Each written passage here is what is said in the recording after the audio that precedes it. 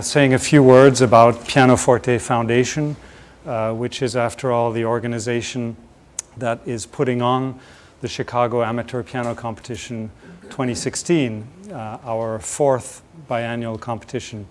So PianoForte Foundation is an organization that wants to promote piano culture, bring piano loving people around the instruments, but also extend the reach of the incredible effect that piano can have on one's life, both learning to play and also learning to listen. So that's what it's all about. I'd like to mention my co-staff member, Giovanna Jacques, so that you all recognize her when you come tomorrow or later tonight. So Giovanna's going to just come up. Hello. And thank you. Giovanna and I are PianoForte staff, but I also would like to mention Sally Olson, who is our, yes, well, you know, all know her. You all know Sally, but she is effectively our competition director, so thank you, Sally. Thank you, Tom. So, this is something we've never done. The judges usually sit in the background, kind of in the dark part of the room, and they're like scribbling their notes, and then they hide in back rooms so nobody can see them or meet them. And Sally and I felt that this was kind of wrong, that people really want to know who the judges are, and maybe even a little bit of what they're thinking, at least beforehand. And so that's why we thought we would put this little chat on. So maybe we start by introducing you. In the middle we have Melanie Spanswick from London. Over here we have Konstantin Sukovetsky from New York, although not originally. And on the other end we have Adam Neiman, who is now from Chicago, finally. So maybe we can start with you, Melanie, and you can say a little bit about who you are, what your background is, and so on. Well, I'm from Windsor in Berkshire, and that's, I suppose, about 30 minutes west of London. And Windsor, you probably know from where it's where the Queen lives, in her castle. And also, it's near Eton, and some people might know Eton has the very famous school, Eton College, where a lot of our...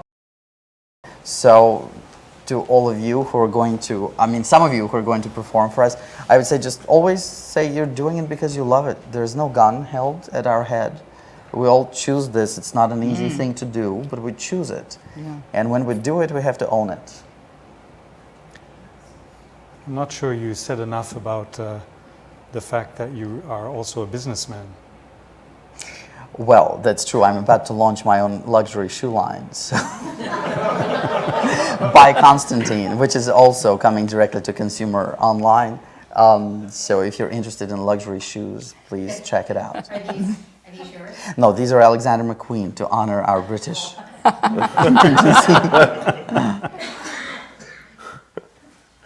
Adam. Well, so I grew up in California, and I come from a very musical family. My mother was a concert pianist for many years, and my father was an amateur opera singer. When he was younger, he had a beautiful voice. So I grew up with music in the house all the time. We had 2 Steinway pianos, and for a while we had a Blüthner in our back room. And it was just an amazing experience. My mother taught a lot of piano students, so she would often teach on the Blüthner and leave the Steinway for me when I was practicing. I had the benefit of great teaching all the way throughout my studies as well. So at a fairly young age, I started doing competitions. Actually, I did my first competition when I was 8, and it was fun. I enjoyed it, and it kind of got me on a path. So I did a lot of competitions through my youth, from age 8 all the way until mid-20s or so. And I have to say that it was what kind of got my career started, really. And I was lucky enough to also go to Juilliard, as Constantine did, and met some really incredible people there. And I also won a competition called Young Concert Artists, which got my career started with concert representation, with management, basically. And that allowed my career to gain some momentum before the name was recognizable to concert presenters. And then I have had a very rewarding career as a concert artist. So I've been playing concerts around the world for a long time. So I've been actually playing for the majority of my life on stage, which is also kind of, rocks my world to even think about that. But I'm also an educator. I teach here at the Chicago College of Performing Arts at Roosevelt University. As Thomas Zoll's mentioned, I'm a recent transplant to Chicago. I've moved around the United States quite a bit, just making different home bases. But recently, a year ago, this full-time position opened up, and I really wanted to be a part of the university. Prior to that, I was teaching at Roosevelt University, but as an adjunct professor. So now I'm a professor of piano here, and I plan to stay in Chicago. So we have, we have undergraduates, graduate students, and it's a great thing. I also am kind of a businessman, although it's still in music, which is a little bit narrow. But I have a record company called Aeolian Classics that I started, and I'm about to put out the second album of the record company. So, entrepreneurial as well. And I'm a composer. I actually started out my primary desire was to be a composer. I remember seeing the movie Amadeus when I was a little boy, and I thought, that's what I want to do. What that guy's doing, that's what I want to do. And I remember just being so moved by Mozart's music from such a young age. I would just weep when I would hear especially like his C minor Mass and his Requiem. And it got my creative juices flowing. So I've always been a composer. I would say that when my piano career became the primary thing in my life, composing dropped off for a little while there, but immediately came back. And it's become a very important part of my career and life. I kind of can't imagine just playing the piano, honestly. I need to exist on the other side of that circle. So when I write music, it's an incredibly rewarding experience. One of the great moments of my life, I think, was being at the premiere of my string quartet, which was in Seattle at the Seattle Chamber Music Festival. And I had 4 of my colleagues who happened to be 4 of the greatest string players I've ever heard. And they agreed to play my piece, which was a tremendous honor. And I was more nervous for that than I've ever been for a concert. I was shaking when in the audience, just listening. They did such justice to it, and it was such a rewarding experience. So that's me. I have a first question, which I had, but it also came from the audience. But maybe before that, I'd like to mention Victor Lejeune, our wonderful recording engineer in the back. Victor, would you mind putting the house lights on a bit? Because if this is going to be a chat, we need to see each other a little better, I think.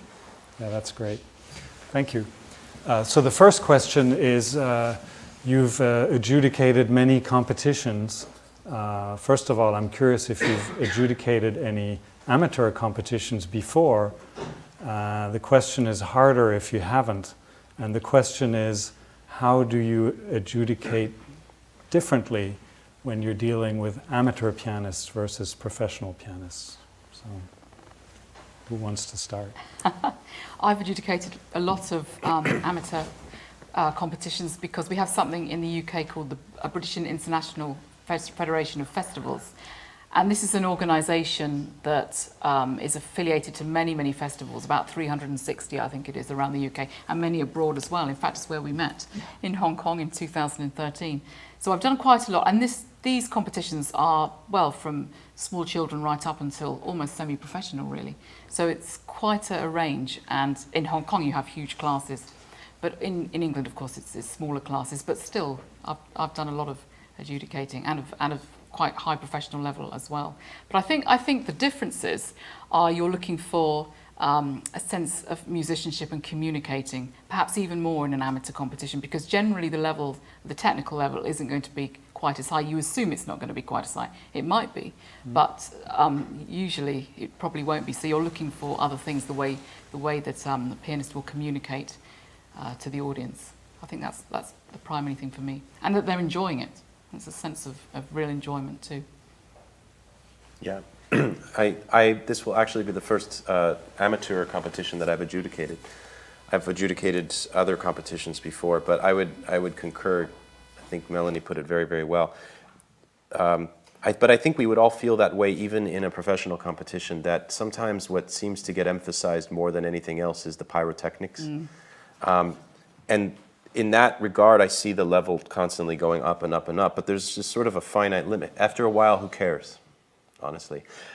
What I certainly care about when I'm listening to a performance is what Konstantin said, was I moved? In the end, that's the only question that really matters to me. How you did it matters less. Whether you phrased it this way or that way, you crescendoed, you diminuendo, you sped up, you slowed. These are choices one makes. It's part of the syntax, it's part of the vocabulary of music making. And I give a lot of respect to the myriad opinions that musicians have as to how to make a phrase speak. But in the end, it has to execute, it has to reach the soul. And the rest, for me, is sort of secondary, really.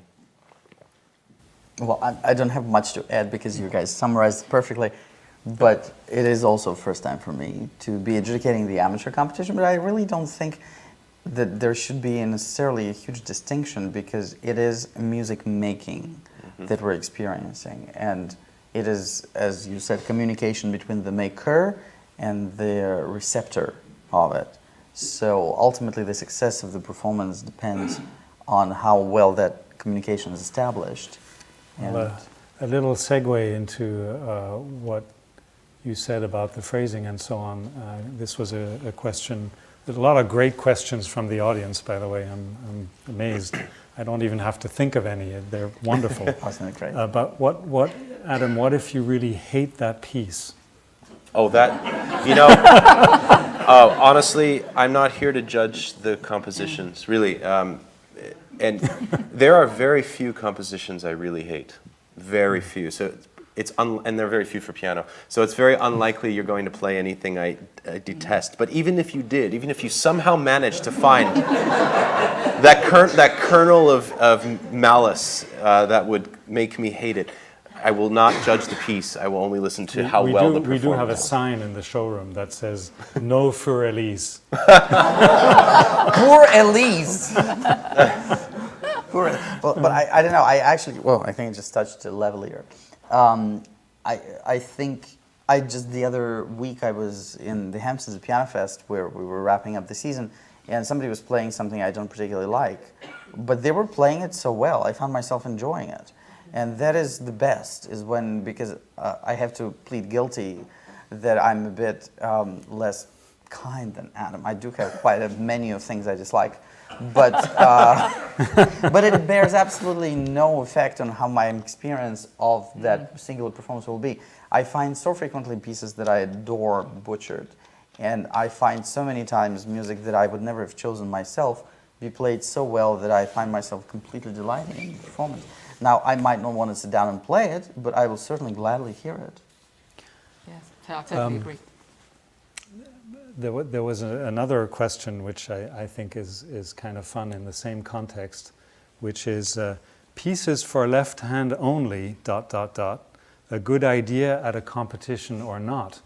And I have a little story, which is that I think it was at our first competition that we did, we had a competitor who in the first round played only for the left hand. And he advanced because he played so beautifully. Yeah. Yeah. What do you think of the question? You just answered the question. If you play it beautifully, then it doesn't matter, really. Yeah. Agreed. Well, I mean, there's, first of all, I think, is it the William Capell or some major competition was won with somebody playing left-hand Ravel recently?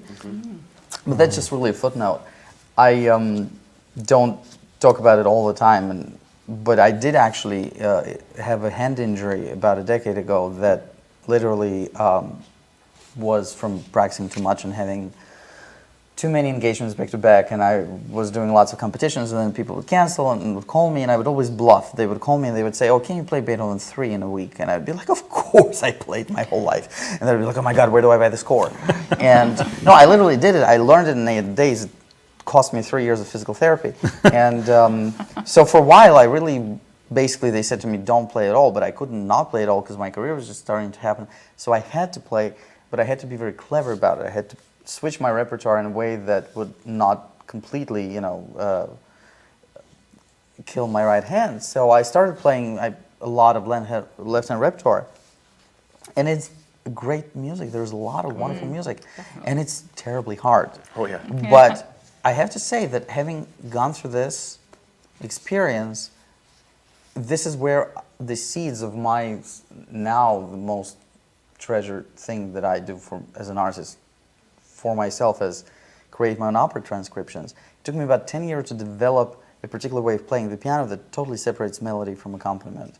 But it all began with my hand injury and having to play those left-hand pieces and making it sound like I'm using both hands. And really struggling with it in the beginning because it's very awkward. And then you just hold onto that chair and you at some point realize you're pretty much, breaking it. But then eventually, if you kind of get through that, your technique just goes far and beyond, and your ability to control the sounds in an awkward hand position is incredibly beneficial. So I would only say do it. Yeah, when I was a teenager, I broke a finger. It was a sports injury, I was in trouble because my parents didn't want me to be playing that sport anyway. So I was in trouble on many counts. But it was a bad break. It was a very bad pinky break, and so I had about 3 months in a cast and all kinds of physical therapy afterwards in order to make the bone heal properly, and it had to be set properly.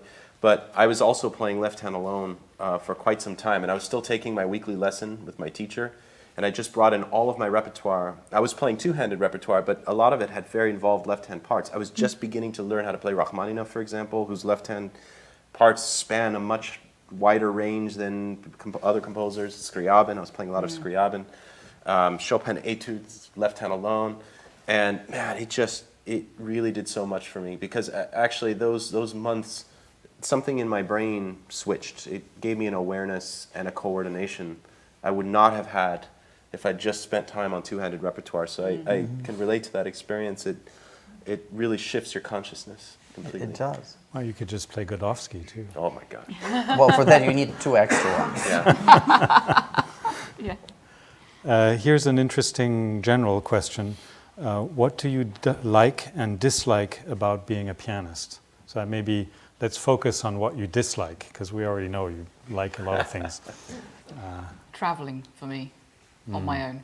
I did so much, just back-to-back flying and obviously giving recitals when you get there immediately with quite bad jet lag sometimes. And I found the traveling, I mean, it's wonderful to go and see great places. I was privileged, but I found that constant traveling was very, very difficult after a while. But I did it, and I enjoyed it. Enjoyed giving the concerts.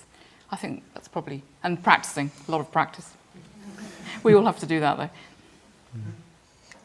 Well, I think for me, the thing that I really dislike about, it's so funny, I love answering those questions, is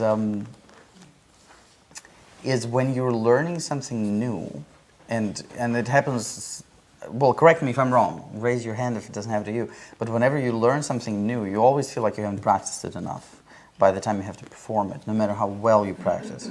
And that first, the premiere moment of it, when you really sort of doubt everything, and you just sort of feel exposed and stupid, and and then it goes away. I mean, hopefully, but it's that moment of when, no matter how many years you do it, no matter how secure you are, there's always this one piece that will just be a menace to you, and then that you learn it, and like I really want to learn and play Brahms' Second Concerto. That's one of the few sort of staples that I haven't done. And I know that when I will do it, the night before I play, I will literally question everything. 30 years of my work will go out the window, and I'll be, oh my God, I can really do it. So that's what I don't particularly like. And then not knowing what kind of piano you're going to get. And that's one of the trade-offs. Our cellist colleagues have to buy an extra airline ticket to travel with their instrument, but at least it's their own. We get a cat in the bag. You may get a beautiful Yamaha or a wonderful Fazioli, you may get something that isn't good enough to be firewood. So that's a crapshoot you deal with all the time. Yeah, for me, it's also the travel. I think pianists, maybe more than other instrumentalists, are very solitary creatures just by nature, because you don't play. I mean, if you're playing solo music, you're just playing by yourself. So that additional element of sitting on the airplane and lifting your bags and getting to the next place. And Melanie, you mentioned this, that we're very privileged in that we get to see the world, but actually we don't see the world the way a tourist sees the world, because you don't arrive in the city, how wonderful to be in London today, let me go, what should I see first? It's more like, okay, where's my hotel room? I need to get 3 hours of sleep, I have a rehearsal, and then I need to practice 4 hours, 5 hours, okay, and then I can squeeze in a meal, then I have a concert. Oh, and then I have an 8 a.m. flight, so I can get to the next place. And so you see the airport, pretty much. Yeah. So that can be a little bit tiring. And I agree, boy, not knowing what piano you're playing, and sometimes you get a real dud.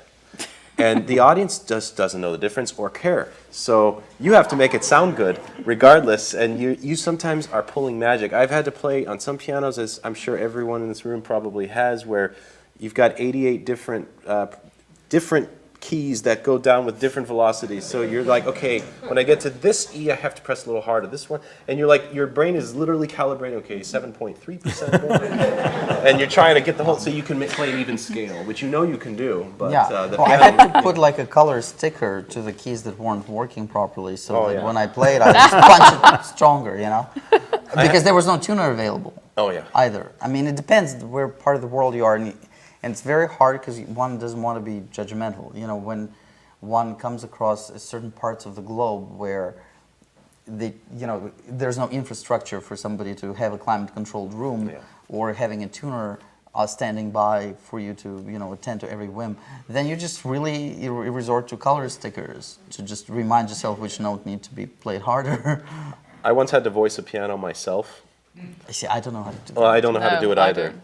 But How did it go? but, yeah, see, this was, by the way, only a year ago. But I was at a festival, and the piano was horrendous. And I was playing a chamber program, and we were playing the Schubert E-flat trio, which is on even a great piano, treacherous just to control. There's so much to control, and there were at least 3 or 4 keys.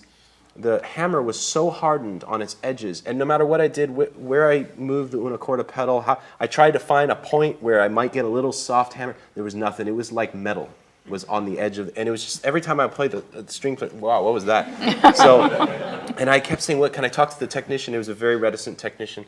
So I asked the artistic director. I said, "All right, do you mind if I try, because it couldn't possibly be worse?" And he said, "Go for it."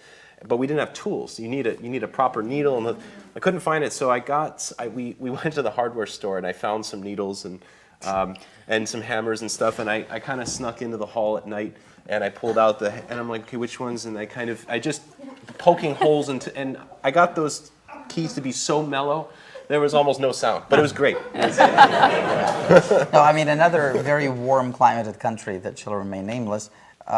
I was playing, and I had played there previously, so I returned, and everybody was so excited. They were saying to me, "Oh, we have this new Hamburg 9-foot Steinway that was donated to the symphony." And we were so excited. And then, so I got there, and then people say, but I think there was a curse, because it's still out of tune, it's not working. But built a separate room for it so that it's air conditioned. But it doesn't really work. And then when I saw the room, the piano was larger than the dimensions of the room, so they actually just made a hole in the wall to the room next to it to accommodate for the tail of the piano. So all air conditioning was seeping right out. Well, I've given a song recital with a singer, and I've had the sustaining pedal not working at all and clonking every time you even try to do it. And put the poor singer. I just tried to use it to start with. Poor singer turned around to me and said, "No pedal, no." No, that's a nightmare. It was an utter nightmare. Yeah. So we've all been there. Speaking of nightmares, this is a big question from everyone, and maybe Konstantin, since you've been in 200 different competitions yourself, you can. Well, let's ballparking it a little bit. You can talk to this issue of stage fright. How do you all deal with stage fright? Do you have it still? And how do you deal with it? And how can we help our competitors deal with it? I would just drink as much wine as possible. No, I mean, seriously, I'm kidding. No, but I think everybody, look, I think we can talk about this forever because everybody, I don't know anyone who has to perform or, even give a speech publicly, by the way, which is the number one fear. People would rather die than give a speech. There's a study that says that people are more afraid of public speaking than death. So there's something to be said about being in front of people and doing things, which is inherently scary. But I think everybody experiences it in a different way. I mean, obviously we're having Hi, great world. time. But I think that the number one thing to remember is that what we're doing by far is not the worst job on earth. Mm-hmm. And that that's what I say to myself. I don't have stage fright in a sort of terrifying way that I did when I was a teenager, because I remember just being paralyzed with, oh my God, what am I not going to be perfect, and what will they think, and just generally, oh my God, should not be in our vocabulary, and then you just kind of realize what theater helped me personally. So I use a lot of acting tricks to dissociate from myself. I say, well, it's not me who is performing, it's the great artist in me. And I mean, there are all these things that you can do, like as an actor, you become your character. You don't do things on your behalf because then you feel silly. I don't know, strangling somebody or stealing their cat or whatever the play needs you to do. So I mean, you just generally do it on your character's behalf. So you imagine yourself to be your ideal artist, Arthur Rubinstein or Maria Callas, and just do it as though you're them, and that helps. I mean, it's stupefying how simple it is, but it actually works. It certainly worked on me. And then if that doesn't work, then you say to yourself, well, you could be driving a cab, you could be mining coal, you could be doing all sorts of things that aren't nice. So, all we have to do is look halfway decent and go there and play beautiful music and make people cry. I mean, I think it's a great job. Well, it's true. No one forces us to be on stage playing. So it's a decision we've all made. So we have to kind of come to terms with it from that point of view. But for me, it was just preparing so well that, I mean, of course you never know if something's going to go wrong or not, and you hope for the best, but I think preparation, and for me, practice playing to people, even if it was just something in the room, not even a person, just practicing playing all the time. And I used to love to run programs and play them all the way through, first thing in the morning. So I'd get up really early, and before I did anything else, obviously after warming up, I'd just literally run a program, however long it was, just to make sure it was all in my mind. And that gave me a lot of confidence. I don't know why, but it just did. And also performing regularly, if you do it all the time, every week. If you stop, it's hard to get going again, but if you do it regularly, I think that's what helped me anyway. But I never knew about the acting idea, but that's... But it's all the same, isn't it? It is, yeah. Yeah, it is. It's a form of dissociation.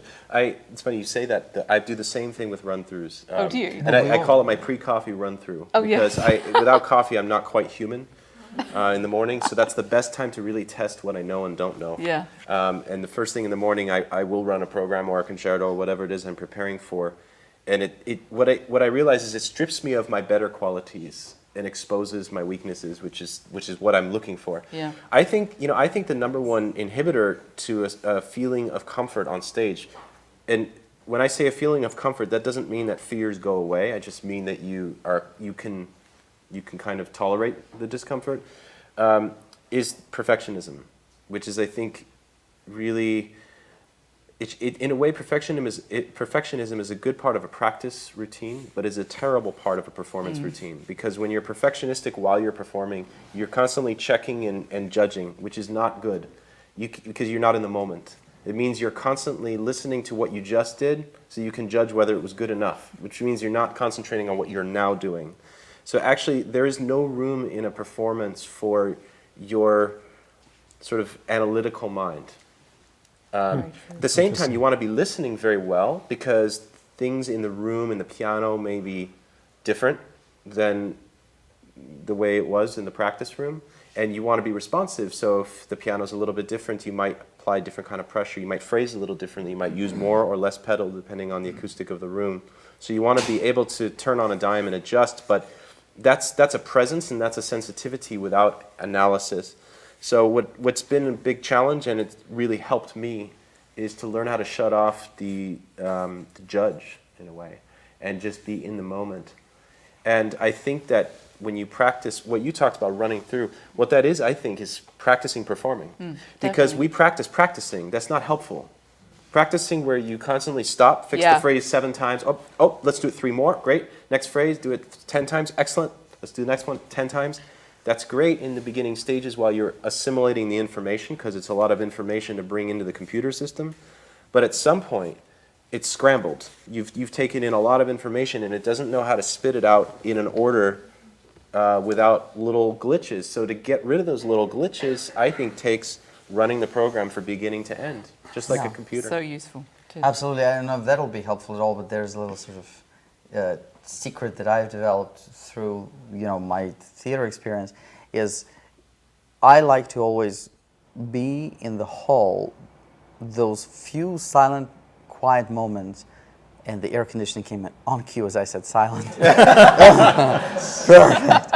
Is right before the audience comes in. So when you're alone in that hall, I always sit in the audience and look out at stage.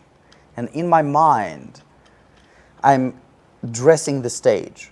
So in order for an artist to appear so at home on the stage and to inhibit the space, because the space is so large, we can appear small.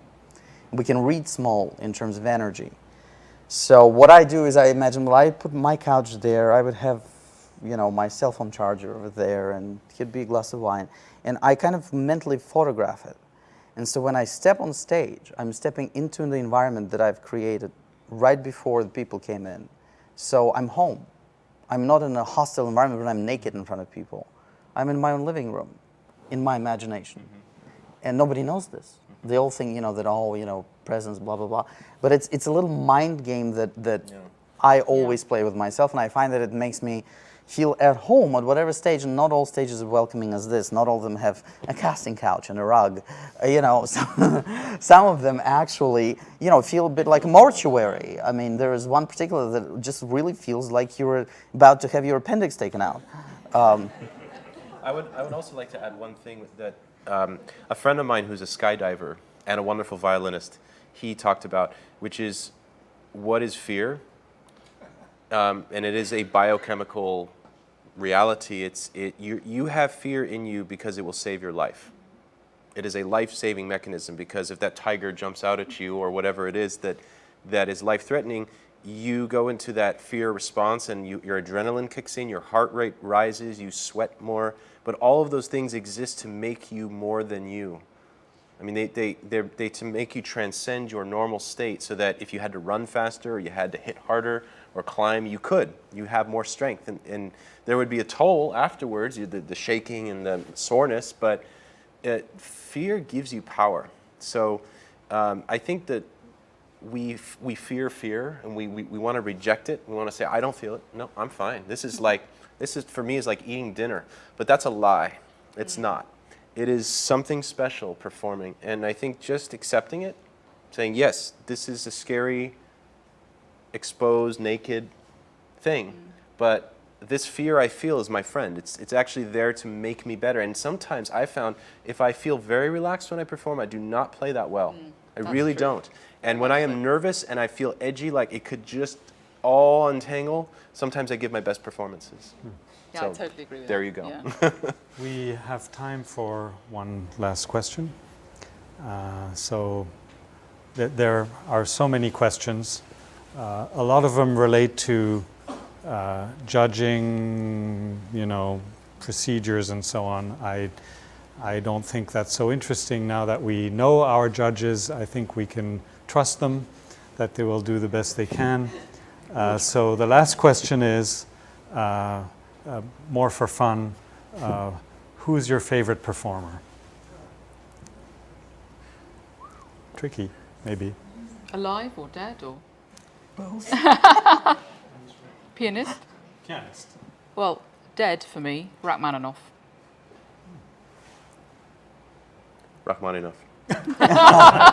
Well, I feel like I just have to say something else. No, but I mean, the thing is, it's practically a trick question. It is impossible. Yeah, it's a very question. difficult Because, question. I mean, There's so Rachmaninoff was many. an absolutely amazing pianist, and I feel like, he'll be upset with me if I don't name him. But then again, he's not going to troll me on Facebook. Well, so, no. Go for it. Well, you know, I mean, it's really kind of a merger. I mean, I really do think that there isn't just a single. I mean, Rubinstein for me is an ideal artist because he is somebody who had such joie de vivre. He knew, you know, how to live well, how to play well, how to make everybody happy, and I think that's very important. And so I probably just say Rubinstein.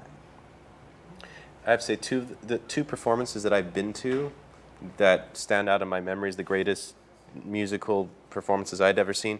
One was Cecilia Bartoli, and sorry, I'm stepping outside piano for a moment, but she came to Carnegie Hall when I was living in New York, and she sang with an orchestra, Il Giardino Armonica. It was like a small period instrument, call it a band really, and she sang Vivaldi, all Vivaldi, and it was Vivaldi I'd never heard before because I only thought of the violin concertos and things when I thought of Vivaldi, Four Seasons.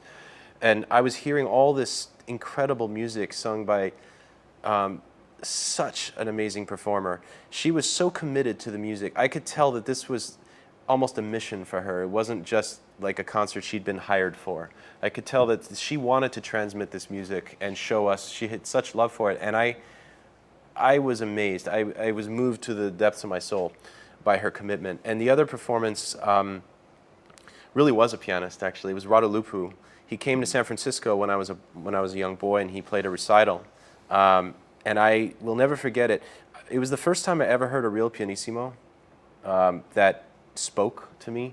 He played Davidsbund Hortense, and I didn't know the piece at the time. It was my first time hearing it. And his pianissimos were so magical. And it was at Davies Symphony Hall, which is a very large space. It's about 2,400 seats. Not really a recital hall. I mean, it's meant for the San Francisco Symphony. And at the time, this is before they had done a bunch of renovations, so the acoustics were not ideal. And he sat on his little chair, and belly out, you know, it felt like I had opened a diary and I was reading someone's most private poetic thoughts, and like there was no audience, there was no public spectacle whatsoever, and his sound reached the end of the room, but at the same time I didn't feel that he was playing for us, but rather he invited us to him. And it was a perspective I'd not heard because all my teachers said, well, you know, with Horowitz, he played to the last chair in the hall. You have to always project your sound. And so I'd come from that point of view always, where you project the sound. And it was so refreshing to have an artist completely go the other way. Say, no, I'm not projecting my sound. I'm going to play. You can listen or you cannot listen. Your business. And it was very, very captivating. Wonderful.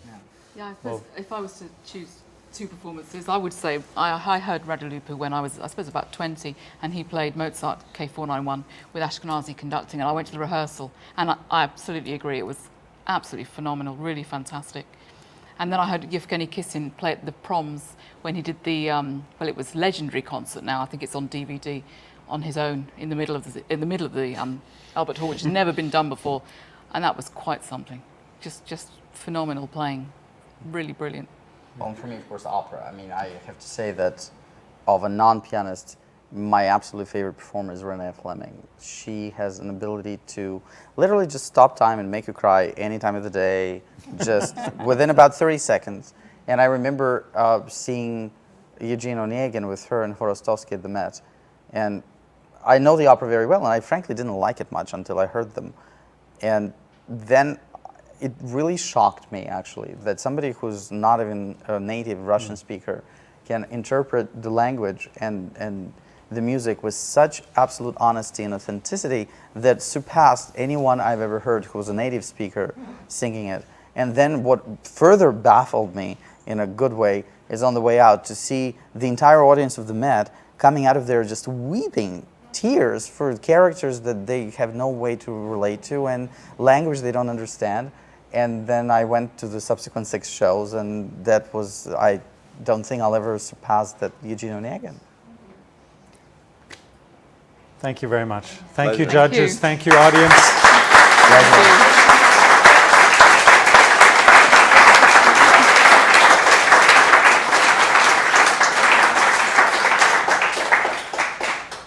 As you might know, we have a reception at the end of the hall so that we can all get to know each other.